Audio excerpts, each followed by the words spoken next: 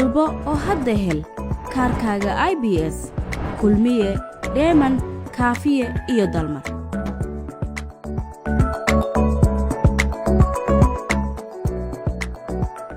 waxa ay hal xilli madaxeed yeelatay laba madaxweyne. cali cabdulaahi cosoble oo mar noqday wasiirka waxbarashada ee dawladda dhexe ayaa Oktoobar 2016 waxa uu noqday madaxweynaheedii koowaad. ha yeeshee 10 bil kadib Agoosto 2017 ayaa baarlamaan goboleedka Hirshabeelle waxa uu qabtay kulan aan caadi ahayn oo uu sheegay inuu xilka madaxweynenimo uga xayuubiyo madaxweyne Cosoble. sidaas daraaddeed Maxamed Cabdi Waare oo doorashadii 2016 Cosoble uga guulaystay xilka madaxweynaha ayaa Sebteembar 2017 waxa uu noqday madaxweynaheedii labaad kaas oo dhammaystiraya muddada ka harsan xilli madaxeedka Hirshabeelle ee Oktoobar 2016 Oktoobar 2020 taasna waxa ay kala mid ahayd Galmudug oo iyaduna hal xilli madaxeed yeelatay laba madaxweyne. haddaba maxaad ka og tahay guulaha iyo gaabisyada dawlad goboleedka Hirshabeelle? inkasta oo madaxweynaheedii koowaad ku noqday madaxweyne madal ballaaran iyo 61 cod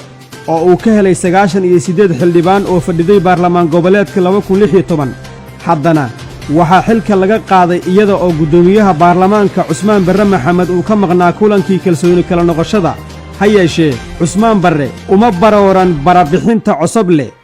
waxa uuna aqbalay kalsooni kala noqoshada madaxweynaha. baarlamaanka Hirshabeelle wuxuu muujiyay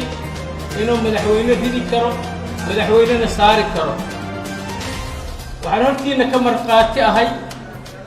kalsoonida la siiyay miisaankeeda inaan dareensanahay waxaan halkan ku taaganahay kalsoonidiina waxaan halkan ku taaganahay dareenkiina waxaan halkan ku taaganahay rabitaankiina. sidaas daraaddeed waxaan gaar ahaan martida sharafta loo nala joogtan rabaa inaan u caddeeyo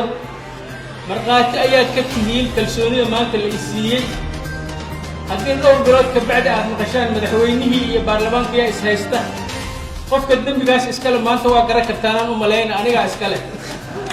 beryahaas waxaa soo ifbaxay oo la shaaciyey sheeko telefoonka ku dhex martay Cosoble iyo Cusmaan Barre taas oo loo dusiyey baraha bulshada iyo warbaahinta. lambarka aad wacday hadda waa mashquul fadlan kor u hay.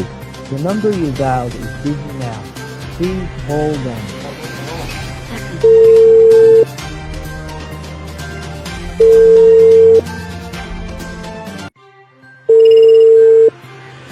السلام عليكم. عليكم السلام. ورشيخ يجي ورا فاتح. الحمد لله إلهي ناجي. إلهي ناجي. نرجع وحلي. ilmahan ka soo jiido waxaan ahayn waa qiimayo. waxa wada hadlaya madaxweynaha baarlamaanka kalsoonida kala noqday Cali Cabdulaahi Cosoble iyo gudoomiyaha baarlamaanka Hirshabeelle Sheekh Cusmaan Barre Maxamed waxa ay ka sheekeysanayaan sidii ay u dhacday xilka qaadista mudane Cosoble. Cali Cabdulaahi Cosoble ayaa salahan iyo kaftan kadib waxa uu wax ka weydiiyay gudoomiyaha baarlamaanka Hirshabeelle Cusmaan Barre Maxamed sida ay wax u dhaceen iyo xiriirka ka dhaxeeya xilka qaadista iyo xukuumadda dhexe. Cusmaan ayaa ku jawaabay sidan: saaxiibkayo aniga inaan nafta ugu dambeeyo ku agdhay waa rag laakiin waxa horta ugu weyn aan u baqo waxaa ka mid ah amniga moogtahay. waa dareemi karaa. inta hadda meesha joogna wax badan baa ayaa iska dhacayay. waxba kaa mid ahana kaamana qarsoona wax meesha ka dhacayay. wax badan oo hadda aan wax hadli karin meesha ka dhacay. laakiin wax kasta qadarka Ilaahay ku dhaca. ma waa runta waxaan rabaa horta inaan kala ogaado walaalow aniga ma wax inta la ku egaa mas waa wax tuhunka ilaa intaasoo bilowdana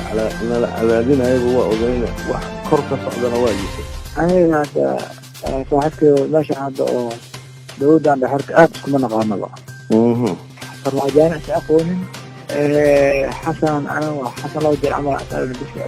يا سجارة اسمه أكين laakiin waxaan isleeyahay xildhibaano iyo senatare iyo cadaadis fara badan ka yimid inuuna saameeyo waa isleeyahay. gudoomiyaha baarlamaanka hirshabeelle ayaa ugu sheegay taleefanka cali cabdulaahi cosoble in uu u cabsaday ammaankiisa, sidaas oo kalena la tusay xaashida uu ku qoran yahay mooshinkiisu, taas oo loo sheegay in haddii uu isku dayo in uu ishortaago xilka qaadista cali cosoble in uu isna xilka ku weyn doono. macnaha adiga in lagu handado lagu cabsiiyo maxaa la yidhaahdaa mooshanna waa diyaar lagu yidhaha lafahaagaaba weliba xataa aad iyo waa daran aad iyo aad taasaa lagu diran in kale warada waa la qoray waa liitasiiminta waa la qoray. waxa uu sidaa oo kale u sheegay in sababta uu u raacay diyaarad kale oo uu uga haray midda cali cabdulaahi la socday ay ahayd in uu isu muujiyo dhexdhexaadnimo. sheekada madaxweyne cosoble iyo gudoomiye barre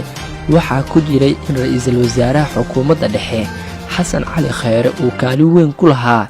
isaga oo u ololeynayay meelmarinta xilka qaadista cosoble, balse gudoomiyaha baarlamaanka hirshabeelle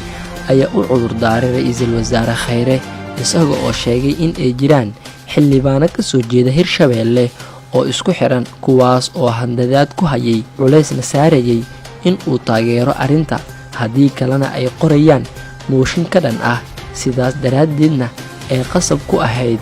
in uu taageero. waxa uu kula taliyey cali cosoble in uusan marna raadsan xurguf dhex marta isaga iyo ra'iisul wasaare khayre, taas oo halis gelin karta xaaladda hirshabeelle oo dhan. taas beddelkeedna waxa uu u sheegay in uu xoog la saarayo kana dhaadhicinayo arrinta madaxweyne farmaajo oo uu sheegay in ay ka muuqato deganaan iyo odaynimo. hayraansanada waa nimanada handadooha dadkiyaa la handadoohaya mugta haye asigana waa laga farta muddo inuu hirshabeelle anahay wallahi meeshikaadaan qorayna alleh haddii kale marka inuu soo galo hadda waa ku qasban yahay inuu taageero barnaamijkan in cali cabdullahi asigaaba laftiisa la gabagabeeyuhayaa asiga laftiisaaba ay ka socotaa. marka waxa waaye wax badanaa meesha ku jir, laakiin farmaajo ninka deganaasho ay ka muuqata iyo mas-uuliyiinta farmaajo. madaxweyne cosoble ayaa sheekada ku soo daray in baarlamaanka hirshabeelle ay ku jiraan dagaal oogayaal iyo koox uu ku sheegay qamarijiyaal oo ku xiran kuwo kale, kuwaas oo uu sheegay in ay adag tahay in la maamulo, balse waxaa la yaabka leh ayaa ah in gudoomiyaha baarlamaanku uu ogyahay in aan codeyn xalaal ah oo aan gaarsiisnayn heerka madaxweyne lagu eryi karo aynan ka dhicin meesha, ha yeeshee uu indhihiisu ku arkay in xitaa haddii uu is adkeeyo ay hawshu soconayso. sidaas awgeedna waxa uu u sheegay madaxweyne cosoble in uu taariikhda dib u eego oo uu fiiriyo wixii ku dhacay shariif xasan oo hadda madaxweynaha koonfur galbeed ah oo la dul keenay madoobe nuunow sidaasna lagu eriyey, iyo wixii ku dhacay cabdikariin xuseen guuleed oo inta loo fadhiista laga eriyey xilkii. waxa ay u muuqatay in si ku talagal ah loo baahiyey sheekadaas. cosoble iyo cismaan barre waxa ay u wada hadleen si laab furan oo muujisay cadaadiska siyaasadeed ee xubnaha baarlamaanku saaraan siyaasiyiinta xilka haya heer federaal iyo heer dowlad goboleed. cadaadiskaas oo mararka qaarkood horseeda in siyaasiyiintu qaataan go'aan qaldan iyaga oo ka cararaya in baarlamaanku ku oogo eed horseedda in buuq lagu furo kalsoonidooda kadibna laga qaado xilka iyo kursiga. cismaan barre waxa uu cosoble kala teliyey ugana digay inuu la ficiltamo ra'iisul wasaare khayre isaga oo sababta ku sheegay in dhibaatada ka dhalata hardankaa siyaasadeed ay dhacarsan doonto hirshabeelle. qalaasaha siyaasadeed waxa uu hirshabeelle u horseeday xasilooni la'aan dhinaca siyaasadda iyo maamulka ah, taas oo iyaduna markeeda sababtay in horumarka gobolku gaabis noqdo, waxaana arrinta cirka ku sii shareeray xasaraddii siyaasadeed ee calwisay xidhiirka dowladaha soomaaliya iyo imaaraadka. xasaraddaas siyaasadeed oo salfatay kalsooni la filaya in xukuumadda dhexe la samaysato dowlad goboleedyada xilli madaxeedka 2016 ilaa 2020. hirshabeelle waxa ay heshay 6 ilaa 7 mashruuc oo waaweyn oo horumarineed, ha yeeshee sida ka muuqata magaalooyinkii loogu talagalay mashaariicdaas in laga fuliyo midkoodna kama hirgelin. waxaa suurtagal ah in calowga siyaasadeed ee ka dhashay hirgelinta xeerka dawladaha hoose, magacaabistii degmooyinka cusub oo dab ku shiday madaxweyne cosoble, dhismaha dekedda ceelmacaan iyo isjiidjiidkii dhex maray matalayaasha siyaasadda dawlad goboleedka hirshabeelle ee heer gobol iyo heer federaal uu sababay fidno siyaasadeed oo faraha looga gubtay, taas oo natiijadeeda la wada arki doono xilliga xil wareejinta dawlad goboleedka hirshabeelle. dhismaha xarumaha baarlamaanka, wasaaradda maaliyadda, guriga martida, madaxtooyada, jidka isku xidha jawhar iyo muqdisho, biyo-xidhaanka beledweyne, iyo dhismaha dhowr iyo 10 kilomitir oo ah waddada isku xirta jawhar iyo garoonkeeda diyaaradaha mashaariicdaas oo ay maalgelintooda lahaayeen Somali Stability Fund iyo dawladaha Talyaaniga iyo Qatar ma aanay hirgelin haddaba waa maxay sababta aanay mashaariicdaasi uga hirgelin Hirshabeelle jawaabtu waxa ay ku qarsoon tahay nabadgelyo xumida dib u heshiin la'aanta iyo tijaabadii xumayd ee ka nasaar ka nasiib oo la degtay maamulka iyo maaraynta magaaladii Beerlula isla markaana qasaarisay fursaddii ka faa'iidaysiga magaalada cuntada iyo beeraha ee Jawhar faahfaahintu waxa ay kaaga imaanaysaa deegaanka Gamboole oo qiyaastii 50 kilomitir u jira caasimadda dawlad goboleedka Hirshabeelle agabka dhismaha sida carrada iyo dhagaxu waxa ay Jawhar uga yimaadaan deegaanka Gamboole balse sida ay sheegeen xubno ka mid ah dawlad goboleedka Hirshabeelle dhaqdhaqaaqa al-shabaab oo xukuumad deegaankaas